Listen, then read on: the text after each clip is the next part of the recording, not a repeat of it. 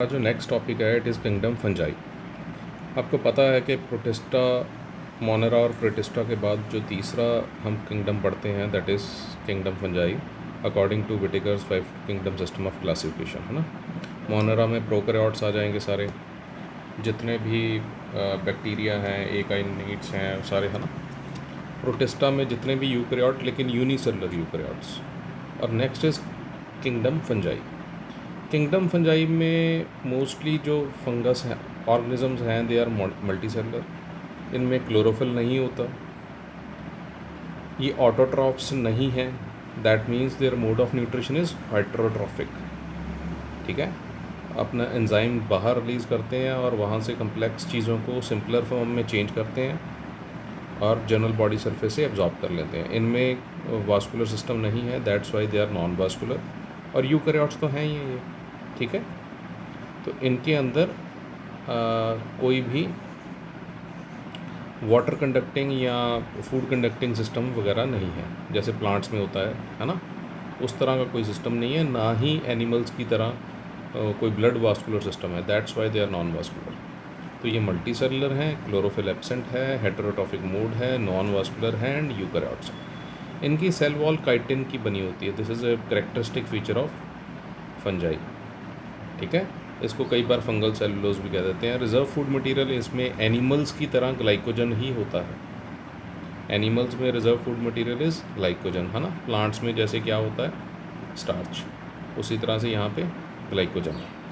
Fungi की study को हम माइकोलॉजी कहते हैं और इसके जो एक्सपर्ट्स होते हैं उनको हम माइकोलॉजिस्ट कहते हैं। ठीक है, आप कोई ब्रेड रखो, है ना, जो आपके घरों में आप खाते भी हो ब्रेड, उसके ऊपर थोड़े से चींटे डाल दो पानी के और साइड पे रख दो बाहर कहीं रूफ़ पे, तो एक एक डेढ़ दिन में देखोगे आप उसके ऊपर ना ब्लैक ब्लैक सी ऐसे फंजाई सी ग्रो कर जाती है।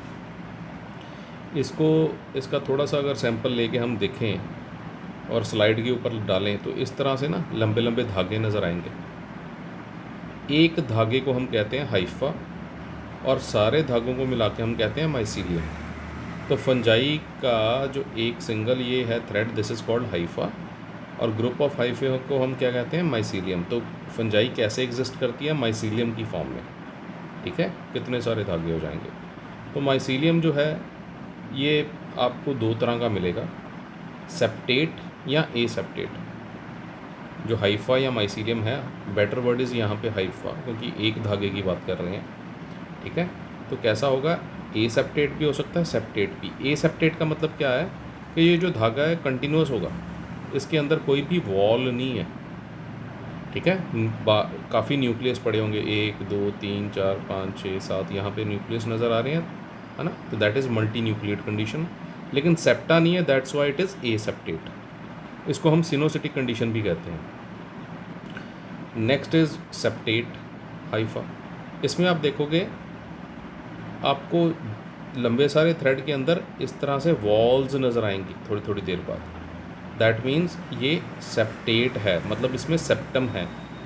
ठीक है, और एक जो सेप्टा की फॉर्मेशन की वजह से एक एक जो सेल बन रहा है यहाँ पे, वो उसके अंदर एक न्यूक्लियस भी हो सकता है, दो भी हो सकते हैं और ज़्यादा मल्टी न्यूक्लियेट कंडीशन भी हो सकती है। ठीक है, तो ए सेप्टेट जिसमें कोई भी सेप्टा नहीं है, सेप्टेट जिसमें वॉल्स की फॉर्मेशन होती है। ठीक है, और इन वॉल्स की फॉर्मेशन की वजह से जो सेल्स बनते हैं दे कैन बी यूनिन्यूक्लिएट, डाइन्यूक्लिएट और मल्टी न्यूक्लिएट। अब सेप्टम जो यहाँ पे बना ये वाला, ये भी तीन तरह से बनता है। एक तो ये सिंपल सेप्टम है, ये धागे के अंदर हाइफा के अंदर इस तरह से लंबे लंबे ये क्रॉस वॉल्स बन जाएं, इसको कहते हैं कंप्लीट सिस्टम सेप्टम। अगर कंप्लीट ना होए, बीच में से खाली रह जाए, इसको हम क्या कहते हैं, septa with simple pore. This is called septa with simple pore. तो ये दो तरह के सेप्टम हो गए। एक लास्ट टाइप का सेप्टम पड़ता है जो कि बेसिडियोमाइसेटीज़ में आपको मिलेगा, इसको हम कहते हैं dolipore septum. Very very important, ये पेपर के लिए भी इंपॉर्टेंट है और वाइवा के लिए भी इंपॉर्टेंट है। डोलियम का मतलब होता है जग, जैसे जग ऐसा कुछ शेप का होता है ना जग, तो आप जिसमें पानी वगैरह रखते हो, कुछ रखते हो, जग। तो यहाँ पे आप देखोगे जो सेप्टा बनता है ना, मान लो ये आपका एक सेकंड, हाँ, ये आपका थ्रेड है, मतलब हाइफा है, ठीक है। हाइफा के अंदर बेटा ये तो हो गया, इस तरह का सेप्टम हो जाएगा तो कंप्लीट सिस्टम सेप्टम। अगर बीच में पोर आ गया तो सेप्टा विद सिंपल पोर। अगर इस पोर में इस तरह का पोर है और बीच में ये इस तरह की पार्टीशनिंग आ जाए, जैसे जग होता है ना, जग टाइप स्ट्रक्चर बन गई ना, तो इस तरह के सेप्टम को हम ना तो कंप्लीट सेप्टम कहते हैं, ना सैम्पल सेप्टा विद सिंपल पोर कहेंगे, इसको हम कहते हैं डोली पोर सेप्टम, जग की तरह का सेप्टम। ये एक फंजाई की एक क्लास होती है बेसिडियोमाइसिटीज़, उसमें सभी में ये मेंबर्स में बेसिडियोमाइसिटीज़ का करेक्टरिस्टिक फीचर है डोली पोर सेप्टम, ठीक है। तो सेप्टम पढ़ लिया हमने। अब जो हाइफे हैं वो आपको किस तरह के मिलते हैं फंजाई में, ये कुछ मॉडिफिकेशन है, जैसे सूडो पेरेन्काइमा, एक एक करके भी पढ़ेंगे। सूडो पेरेन्काइमा मिल जाएगा, प्रोजेनकाइमा, सक्लेरोशियम मिल जाएगा आपको, राइजोमॉर्फ मिल जाता है, एप्रीसोरियम मिल जाएगा, हेस्टोरिया मिल जाएगा, है ना। तो अलग अलग फॉर्म में हाइफे जो होते हैं ये पड़े होते हैं। हाइफे मैंने आपको बताया, फंजाई का जो सिंगल एक धागा है उसको हाइफे कहते हैं, ग्रुप ऑफ हाइफे को हम माइसीलियम कहते हैं। तो सिंगल हाइफा जो है वो किस तरह से मॉडिफाई हो जाता है, माइसीलियम आपको पूरा किस तरह का नज़र आएगा फिर। एक तो है सूडो पेरेन्काइमा की फॉर्म में, इसका मतलब सूडो का मतलब होता है फॉल्स। पेरेन्काइमेटस टिश्यू आपको प्लांट्स में मिलता है, हायर प्लांट्स में। हायर प्लांट्स क्या मतलब, हायर किंगडम जो है फंजाई से हायर किंगडम है ना प्लांट्स, तो उसमें मिलेगा पेरेन्काइमा टिश्यू, आपको एनाटमी में पढ़ने को मिलेगा। तो जैसे पेरेन्काइमेटस टिश्यू होता है प्लांट्स में जब पेरेन्काइमा टिश्यू होता है ना, तो इस तरह के सेल्स होते हैं, बड़े क्लोजली इस तरह से पड़े होते हैं। आल्दो इंटरसेलुलर स्पेसेस भी होती हैं उनमें, इस तरह का थिन वॉल्ड सेल्स होते हैं पेरेन्काइमा टिश्यू, प्लांट्स में इस तरह का नज़र आता है, ठीक है, पेरेन्काइमा टिश्यू। तो यहाँ पे क्या होता है, हाइफे जो है वो भी इसी तरह से क्लोजली पैक्ड हो जाते हैं, ये जैसे पैक हुए हुए हैं, है ना, इस तरह से पैक हो जाते हैं कि एक हाइफे को ढूंढना बड़ा मुश्किल हो जाता है। तो हाइफा लूज़ देयर आइडेंटिटी, अपनी आइडेंटिटी को लूज़ कर देता है और ऐसा नज़र आता है जैसे पेरेन्काइमेटस टिश्यू पड़ा हो। That's why this is called pseudo parenchyma. दूसरी इसकी टाइप है प्रोजेन्काइमा। प्रोजेन्काइमा में क्या है, लंबे लंबे इस तरह से अरेंज हो जाते हैं हाइफे, एक के नीचे दूसरा, ठीक है। आल्दो इसकी इंडिविजुअलिटी लॉस नहीं होती, जैसे सूडो पेरेन्काइमा में इंडिविजुअलिटी लॉस हो गई थी, आपको हाइफा ढूंढने से नहीं मिलता, लेकिन यहाँ पे एक इंडिविजुअल हाइफा आपको सिंपल दिखाई दे रहा है, लेकिन उसका अरेंजमेंट क्या है, सिंपल लंबे लंबे हाइफे इस तरह से पड़े हुए हैं, ठीक है। तो इसको कहते हैं prosenchyma form of hyphal modification. Hypha prosenchyma की फॉर्म में बन गया। यहाँ पे ऊपर सूडो पेरेन्काइमा टाइप में हाइफा ने अपनी आइडेंटिटी लूज़ कर दी, यहाँ पे लूज़ नहीं की। Third form is sclerotium. इसमें क्या होता है बेटा, ये पहली चीज़, ये अनफेवरेबल कंडीशंस में बनते हैं सक्लेरोशियम, है ना।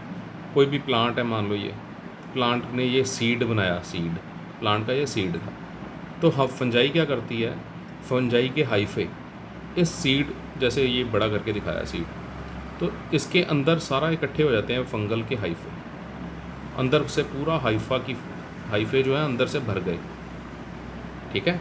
और बाहर वाले हाइफे जो हुए वो डेड हो जाते हैं और हार्ड हो जाते हैं। अंदर वाले हाइफे जो हैं वो सॉफ्ट रहते हैं, लिविंग रहते हैं। बाहर वाले डेड एंड हार्ड हो गए प्रोटेक्शन देने के लिए अंदर वाले सॉफ्ट लिविंग हाइफे को, ठीक है। तो इस स्ट्रक्चर को हम क्या कहते हैं, सक्लेरोशियम। तो ये क्या है, compact aggregation of Haifa. Hyphae इकट्ठे होकर बड़े कंपैक्टली एक मासा बना देते हैं, जिसको हम क्या कहते हैं, सक्लेरोशियम।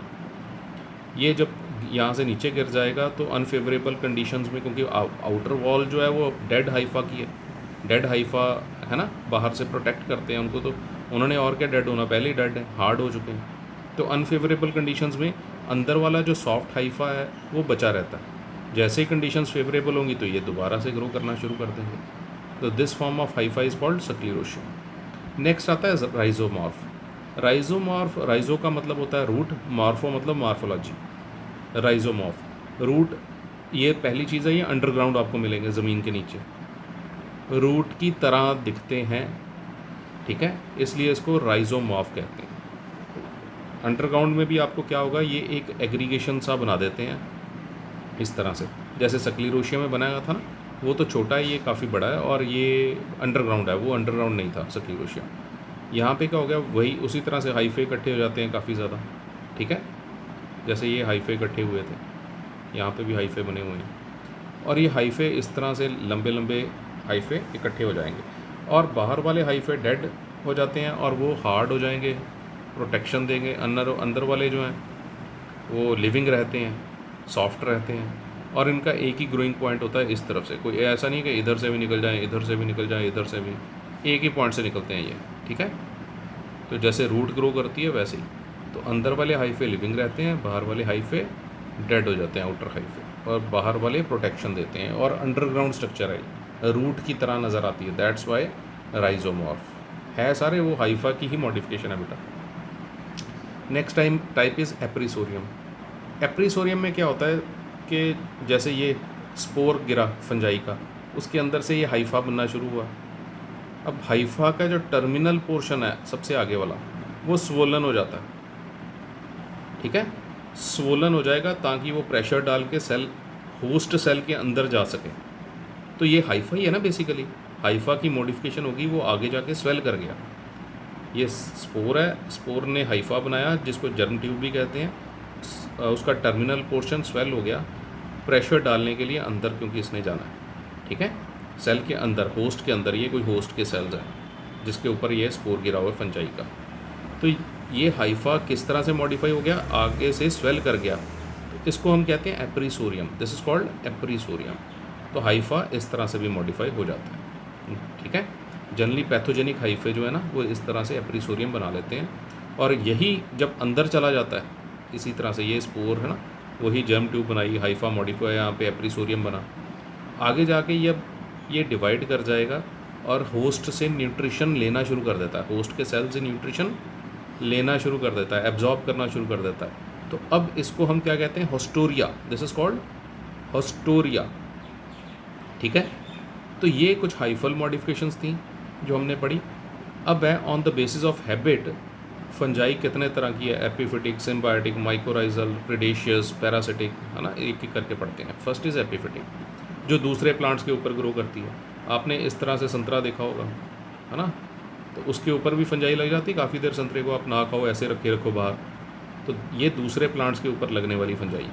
AP means above, phyta is plant, दूसरे प्लांट्स के ऊपर लगने वाली फंजाई को हम कहते हैं एपिफिटिक फंजाई, ठीक है। इस तरह से एक तो ये हैबिट होगी। सेकंड इज सिम्बायोटिक, प्लांट्स के ऊपर, जहाँ पे आप हिमाचल में, अपर हिमाचल में चले जाओ, पालमपुर वाली साइड पे और ऊपर, तो वहाँ पे आपको ना इस तरह के पेड़ों के ऊपर ये स्ट्रक्चर्स इस तरह की नज़र आती हैं।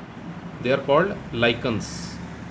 लाइकन्स क्या होते हैं, एल्गी और फंजाई जो हैं आपस में सिम्बायोटिक एसोसिएशन में रहते हैं।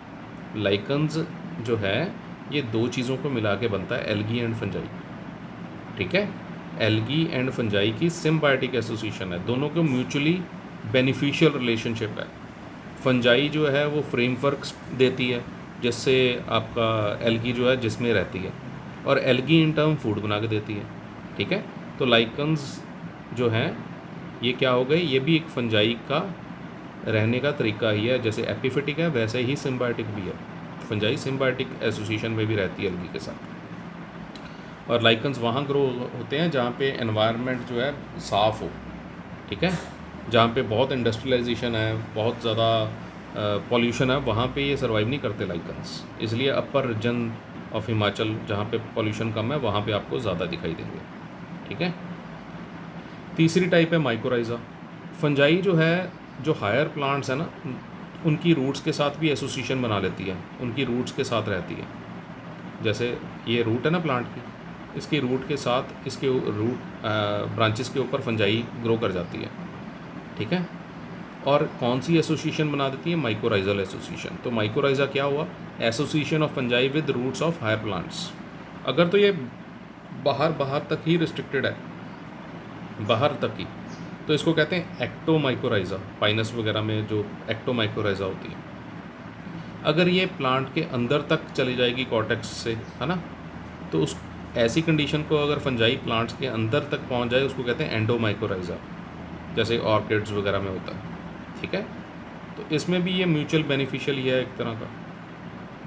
फंजाई को कुछ चीज़ें मिल जाती हैं खाने के लिए, और इन टर्न फंजाई जो है प्लांट को, मेन प्लांट को पैथोजेनिक अटैक से बचाता है और कुछ चीज़ें जो है अवेलेबल करा देता है, बायो अवेलेबिलिटी बढ़ा देता है सॉइल से। तो ये 3 टाइप्स हो गई। चौथी है प्रीडेशियस। प्रीडेशियस जो होती हैं ये दूसरे एनिमल्स के ऊपर भी ग्रो करती हैं, दूसरे जो एनिमल्स होंगे ना उनके ऊपर ग्रो कर जाएंगी, जैसे एनेलिड्स है, ईलवर्म्स है ना, ईलवर्म्स होंगे, कुछ निमेटोड्स होंगी, सॉइल के अंदर जो निमेटोड्स रहते हैं उनके ऊपर ग्रो कर जाती है, तो उसको कहते हैं predacious fungi. Next is parasitic fungi. Parasitic fungi वो है जो अपना खाना किससे लेती हैं, किसी दूसरे लिविंग होस्ट से, और ये होस्ट के ऊपर भी रह सकती हैं। अगर ऊपर स्किन के ऊपर ही रह रही हैं तो उसको कहते हैं एक्टोफिटिक फंजाई, जैसे पाउडरी मिल्ड्यू होती है, एक डिजीज़ होती है। अगर किसी के अंदर चले जाए, प्लांट के अंदर रह रही हैं, तो उसको कहते हैं एंडोफिटिक। ठीक है, होस्ट प्लांट के ऊपर ग्रो कर रही है तो पाउडरी मिल्ड्यू, एरिसिफे होती है जो पाउडरी मिल्ड्यू डिजीज़ कॉज करती है। इनसाइड प्लांट में किसी प्लांट के अंदर चले जाएगी, जैसे अल्टरनेरिया एक फंजाई है, फाइटोफथोरा फंजाई है, एल्बुगो है, वो भी प्लांट के अंदर ग्रो कर जाती है, तो वो एंडोफिटिक। अगर बाहर ग्रो करेगी तो एक्टोफिटिक, अंदर ग्रो करेगी तो एंडोफिटिक। Ecto and endo. तो इस तरह से 5 तरह की on the basis of habit fungi 5 तरह की है। नेक्स्ट है रिप्रोडक्शन। रिप्रोडक्शन आप देखोगे फंजाई तीनों तरह से रिप्रोड्यूस करती है, vegetative, asexual as well as sexual. Vegetative में फ्रेगमेंटेशन है, अगर हाइफा को टूट जाए, ब्रेक डाउन हो जाए हाइफे का, ये हाइफा है यहाँ से ब्रेक डाउन कर गया है ना, तो इसमें क्या होता है कि दोनों जो ब्रोकन पीसेस हैं वो इंडिविजुअल प्लांट पेरेंट की तरह बिहेव करते हैं। ये अलग तरह से बिहेव करेगा, ये अलग पेरेंट बन जाएगा, तो 1 से 2 बन गए ना, this is called fragmentation. Next is budding. Budding जैसे यीस्ट में होती है, ये कोई पेरेंट कॉलोनी है, पेरेंट सेल है फंजाई का, यूनिसेलुलर होती है यीस्ट, तो उसके ऊपर इस तरह से ना एक फिंसी जैसे प्रोट्रूबियरेंस हो जाएगी। ठीक है, इसका न्यूक्लियस डिवाइड, ये थोड़ी थोड़ी देर बाद बड़ी होती रहेगी और यहाँ से इसका न्यूक्लियस इधर ट्रांसफ़र कर जाएगा रेप्लिकेट करके। ठीक है, तो और जैसे बड़ी हुई थोड़ी सी और यहाँ से ये सेपरेट हो जाती है पेरेंट से, डॉटर। तो बडिंग से नया ऑर्गेनिज्म, नया फंजाई बनता रहता है। ठीक है, तो वेजिटेटिव रिप्रोडक्शन में एक फ्रेगमेंटेशन हो गई, बडिंग हो गई। Third is fission. फिशन में क्या है, कोई भी एक सेल, पेरेंट सेल जो है, 2 इक्वल हाफ्स में कंस्ट्रिक्शन ऑफ सेल की हेल्प से 2 डॉटर सेल में डिवाइड कर जाता है। तो ये पेरेंट सेल जो है कंस्ट्रिक्ट कर रहा है, ठीक है, एमाइटोटिक है, ये कंस्ट्रिक्ट करके 2 डॉटर सेल्स में डिवाइड कर जाएगा, दिस इज़ कॉल्ड फिशन। स्क्लेरोशिया जैसे आपको पहले बताया था, ये भी एक मोड ऑफ रिप्रोडक्शन ही है। इसमें क्या है, इंटरवुवन मतलब बहुत एक दूसरे के साथ ना फंसे होते हैं हाइफे, गुंजला नहीं पईयां होंदियां जिदा ऊन, जैसे आप देखते हो एक दूसरे में धागा फंसा हो, उस तरह से उस सिचुएशन को हम कहते हैं इंटरवुवन। ठीक है, तो इंटरवुवन मास ऑफ हाइफा। तो स्क्लेरोशिया आपको पता ही है, बड़ा कम्पैक्ट सा मास है हाइफे का। आउटर हाफ आपको पता है कि प्रोटेक्टिव होते हैं, हार्ड होते हैं, अंदर वाले न्यू रहते हैं, छोटे छोटे रहते हैं। तो ये किसी भी प्लांट के ऊपर 1, 2, 3 डिपेंडिंग अपॉन उसमें किस तरह के है ना उसका फ्रूट, तो वहाँ पे ये इस तरह से ग्रो कर जाते हैं। कई जैसे एरगेट ऑफ राई में क्लेविसेप फंजाई होती है, वो सिंगल आपको मिलेगा। अगर मल्टीपल जैसे बॉटराइटिस में आपको मल्टीपल मिलते हैं इस तरह से स्क्लेरोशिया, तो ये जैसे गिरते हैं तो नया हाइफा बन जाएगा, नया प्लांट बन जाएगा। अदरवाइज़ सोर्स इस, और जब ये प्लांट के ऊपर लगे हुए हैं तो सोर्स एक ही था, लेकिन स्क्लेरोशिया बन गए अलग अलग ड्यू टू अनफेवरेबल कंडीशंस की वजह से। तो ये अलग तरह से जर्मिनेट करता है, ये अलग जर्मिनेट करेगा और अलग अलग कॉलोनीज़ हाइफा बनाते रहेंगे। तो इसी तरह से नेक्स्ट इज़ राइजोमॉर्फ। एक्चुअली स्क्लेरोशिया और राइजोमॉर्फ दोनों जो है ना बेटा, ये अनफेवरेबल कंडीशंस में बनते हैं। बनते तो पेरेंट से ही हैं, लेकिन ये जो है अबव ग्राउंड है, ये बिलो ग्राउंड है, अंडरग्राउंड है, मतलब सब टेरेनियन भी कह देते हैं। टेरेन होती है ये जिस ज़मीन, तो ये अबव टेरेन बनता है, ये बिलो टेरेन बनता है। दोनों का काम क्या है, अनफेवरेबल कंडीशंस को पेरिनेट करना, ताकि फेवरेबल कंडीशंस आएँ तो ग्रो करना शुरू कर दें। तो इस तरह से वेजिटेटिव रिप्रोडक्शन जो है फंजाई की फ्रेगमेंटेशन, बडिंग, फिशन, सक्लेरोशिया एंड ट्राइजोमॉर्फ, इस तरह से होती है। एसेक्सुअल रिप्रोडक्शन बेटा स्पोर्स की हेल्प से होती है। स्पोर्स जो हैं मोटाइल हो सकते हैं, अगर मोटाइल है तो उसको प्लेनोस्पोर्स कहते हैं, अगर नॉन मोटाइल है तो उसको ए प्लेनोस्पोर्स कहते हैं। मोटाइल की जो स्पोर्स होते हैं उनमें फ्लैजेला होता है और एक ही तरह का होता है जूस्पोर, ठीक है। प्लेनोस्पोर जो है वो जूस्पोर होगा। ए प्लेनोस्पोर, स्पोरेंजियोस्पोर, क्लेमाइडोस्पोर, ओइडिया, कोनिडिया अलग अलग टाइप्स हैं। First is zoospore. जूस्पोर में जैसे ये एक हाइफा है, सेप्टेट हाइफा है, इसका कोई भी एक जो सेल है इट स्टार्ट्स बिहेविंग एज जूस्पोरेंजियम, बड़ा हो जाता है, सेल वॉल साइटोप्लाज्म इकट्ठी हो जाएगी, न्यूक्लियस डिवाइड करेगा, थोड़ी थोड़ी साइटोप्लाज्म न्यूक्लियस के आसपास इकट्ठी हो जाएगी और 2 फ्लैजेला निकल आएंगे। तो इस तरह की स्ट्रक्चर्स बन जाती हैं छोटी छोटी, जिनको हम जूस्पोर्स कहते हैं। ये जूस्पोर थोड़ी देर इधर उधर घूमेंगे फिरेंगे, है ना, ज़मीन पे उल्टे अटैच हो जाएंगे, फ्लैजेला रिट्रैक्ट करेंगे और डिवीजन से दोबारा से नया प्लांट बना देंगे। तो इस तरह के जो जूस्पोर्स बनते हैं these are called motile spores, ये एसेक्सुअल रिप्रोडक्शन में बनेंगे। अब आ जाते हैं नॉन मोटाइल स्पोर्स, जिनको ए प्लेनोस्पोर्स भी कहा जाता है, जैसे स्पोरेंजियोस्पोर। ये हाइफा है, इसके ऊपर इस तरह से ब्रांच बनी, आगे जाके वो स्वेल कर गई। स्वेल जो किया तो क्योंकि इसके अंदर ये स्पोरेंजिया हैं, स्पोर्स बनेंगे तो दिस इज स्पोरेंजियम। यहाँ पे ये कट ऑफ हो जाता है स्पोरेंजियम से, जो ब्रांच है cut off with the help of septa. यहाँ पे सेप्टा ले आउट डाउन हो जाएगा, सेप्टा बना और ऊपर इसमें कितने सारे न्यूक्लियस डिवाइड कर गए, थोड़ी सी साइटोप्लाज्म इकट्ठी हुई, छोटे छोटे स्पोर्स बन गए और जिसमें ये थैले सैक में बने उसको कहते हैं स्पोरेंजियम। और इसमें से स्पोर जो हैं वो रिलीज़ हो जाएंगे और जहाँ पे गिरेंगे एयर करंट के साथ तो वहाँ पे ये ग्रो हो जाएंगे। जैसे आपने ब्रेड थोड़ी सी गीली करके रखी तो स्पोर कहाँ से आए, हवा में से ही आए। तो इस तरह से स्पोरेंजियोस्पोर्स ग्रो करते हैं। फिर क्लेमाइडोस्पोर आ जाएंगे, ये भी नॉन मोटाइल हैं, मूव नहीं करते, ए प्लेनोस्पोर हैं, थिक वॉल्ड हैं। जब अनफेवरेबल कंडीशंस बनती हैं तब बनते हैं, जैसे ये है ना हाइफा, अनफेवरेबल कंडीशंस आ रही हैं तो ये इसकी साइटोप्लाज्म इकट्ठी हो गई, जो उसकी सेल वॉल हाँ लेड हो गई और बड़ी थिक लेड हो गई, तो इस तरह से रेस्टिंग स्पोर्स बन जाते हैं, ठीक है। तो इन रेस्टिंग स्पोर्स को हम कहते हैं क्लेमाइडोस्पोर। गिर जाएंगे जब अनफेवरेबल कंडीशंस से, ये पेरेंट हाइफा मर जाएगा, डीजनरेट कर जाएगा, तो ये नीचे ज़मीन पे गिर जाएंगे और यहाँ से जब फेवरेबल कंडीशंस होगी तो दोबारा ग्रो कर जाएंगे। और 2 और तरह के जो आपकी एसेक्सुअल रिप्रोडक्शन में स्पोर्स बनते हैं ए प्लेनोस्पोर, वो हैं ओइडिया और कोनिडिया। ओइडिया और कोनिडिया में आपको देखेंगे कि उसी तरह से सेम ये हाइफा है, एक ब्रांच बनी, इसके ऊपर आप देखोगे स्पोर्स बन रहे हैं। दोनों में फ़र्क एक ही है, ओइडिया में हाइफा कंज्यूम हो रहा है। फॉर एग्जांपल ये आप मान के चलो यहाँ पे इतना सा हाइफा कंज्यूम हो जाएगा स्पोर बनाने के लिए, अब उसके नीचे वाला हाइफा कंज्यूम हो जाएगा, करते करते पूरा के पूरे हाइफा कंज्यूम किस में हो रहा है, स्पोर बनाने में। तो जैसे ही हाइफा कंज्यूम हो गया सारा तो सारे स्पोर बन गए। तो इस तरह के स्पोर्स जिसमें हाइफा कंज्यूम हो रहा है दैट इज़ कॉल्ड ओइडिया। अब यहाँ पे आप देखोगे तो क्या हो रहा है, हाइफा थोड़ा सा ग्रो होता है, स्पोर बनता है, ठीक है। अब नीचे वाला हाइफा फिर ऊपर ग्रो करेगा, जितना स्पोर बनाया था उतना फिर ग्रो कर जाएगा और फिर कट ऑफ होगा। तो इस तरह से पहले वाला स्पोर ऊपर ऊपर जाता रहता है और इसमें हाइफा कंज्यूम नहीं हो रहा। ओइडिया में हाइफा कंज्यूम होता है, कोनिडिया में हाइफा कंज्यूम नहीं होता। तो ये चेन में इस तरह से स्पोर्स लगते रहते हैं और थोड़ी देर बाद ये सेपरेट हो जाते हैं और एयर करंट से इधर उधर चले जाएंगे। आपको देखने में जब